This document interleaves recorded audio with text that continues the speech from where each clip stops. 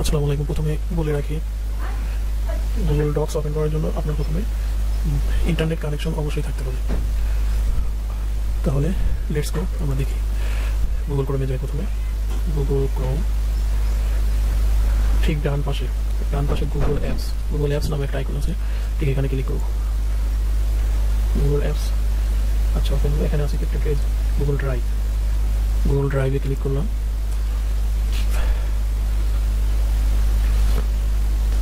আচ্ছা, এখন যেটা ওপেন হলো, এখন আমরা যাবো এখান থেকে নিউতে সিলেক্ট করব। নিউতে গিয়ে এই যে এখানে গুগল ডক্স, এই গুগল ডক্সে ক্লিক করবো। এই গুগল ডক্সে হচ্ছে আপনার মাইক্রোসফট ওয়ার্ড, আর গুগল ডক্স হচ্ছে প্রায় সেম। গুগল ডক্সে ক্লিক করলাম। আচ্ছা, গুগল ডক্স ওপেন হলো। এখন আমরা যেটা করবো সেটা হচ্ছে টুলসে যাব।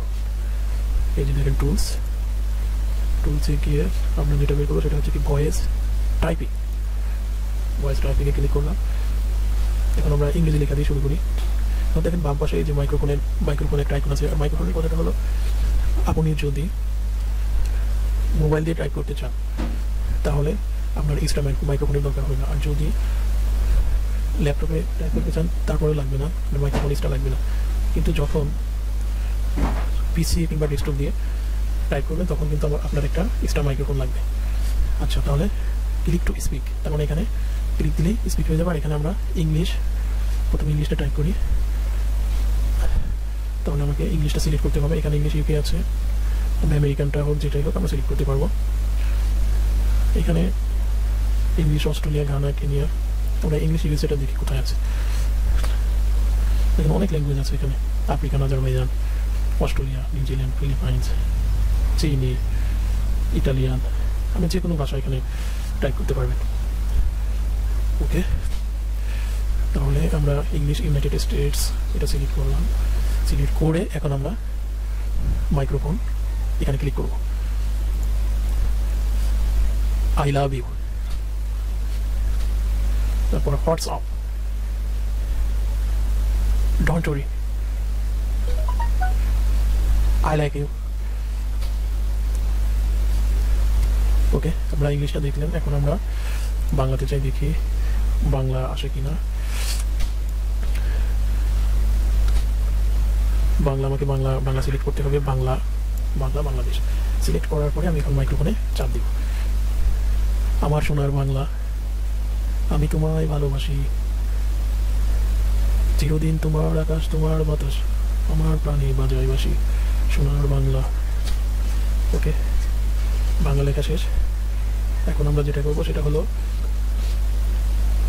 অন্য একটা ল্যাঙ্গুয়েজ দেখি, হিন্দিটা দেখি। আচ্ছা, তাহলে মাইক্রোফোনটা অফ করলাম। এখন সিলেক্ট করলাম হিন্দি সিলেক্ট করার পরে আবার মাইক্রোফোনে ক্লিক করবো। তুমসে প্যার হে রাবটা বানায় যদি। ওকে, এখন অন্য ল্যাঙ্গুয়েজ সিলেক্ট করার সময় আমরা এখন কী করবো, আবার এটা মাইক্রোফোনটা অফ করে নিব। এখন আসলে হচ্ছে কোনটা, আরবিটা দেখি আমরা। আরবিটা এখানে যে কোনো একটা আরবি নিই, অ্যারাবিক ল্যাঙ্গুয়েজ, এটা নিলাম। এখন মাইক্রোফোন অপশনে ক্লিক করলাম। আলহামদুলিল্লাহি রাব্বিল আলামিন আর রহমানির রহিম। তাহলে দেখেন আরবিও হয়ে গেল। আপনি যে কোনো ল্যাঙ্গুয়েজ আপনি টাইপ করতে পারবেন। আচ্ছা, এখানে আসি এবার বাংলা।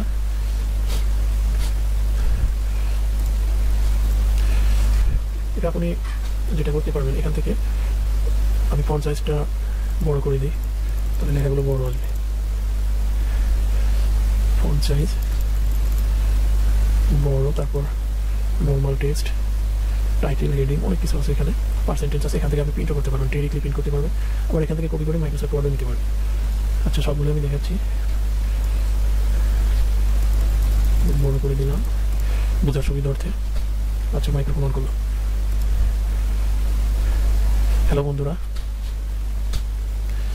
ও, এটা আপনি আরও যেসব কাজে লাগাতে পারবেন, যারা ফ্রিল্যান্সিং করেন তো তারা কাজে লাগাতে পারবেন। ফ্রিল্যান্সিংয়ে ডাটা এন্ট্রিতে অনেক কাজ থাকে এরকম।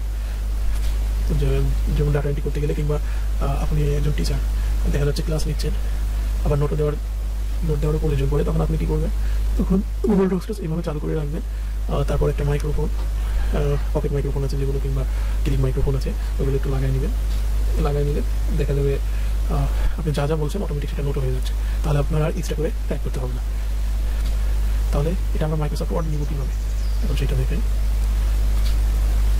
এখানে আপনি কপি করবেন, জাস্ট কন্ট্রোল এ চেপে কপি করবেন, কন্ট্রোল অল চেপে সবগুলো সিলেক্ট করে নেবেন, কন্ট্রোল এ চেপে সিলেক্ট করে নিলাম। এখন মাউসের ডান বাটনে চেপে কপি করে এখন আমরা যেটা করবো কপিস করে নেবেন। কন্ট্রোল ভি চেপে আপনি পেস্ট করতে পারেন, মাউসের ডান বাটন চেপে পেস্ট করতে পারেন। ওকে, এখান থেকে আপনি যেটা করবেন, এখান থেকে আপনি প্রিন্ট করতে পারবেন, যা ইচ্ছা তাই করতে পারবেন, এডিটিং করতে পারবেন, সব কিছু করতে পারবেন। ওকে বন্ধুরা, আজকে পর্যন্তই। পরবর্তী ডিটেলস দেখার জন্য আমন্ত্রণ রইল।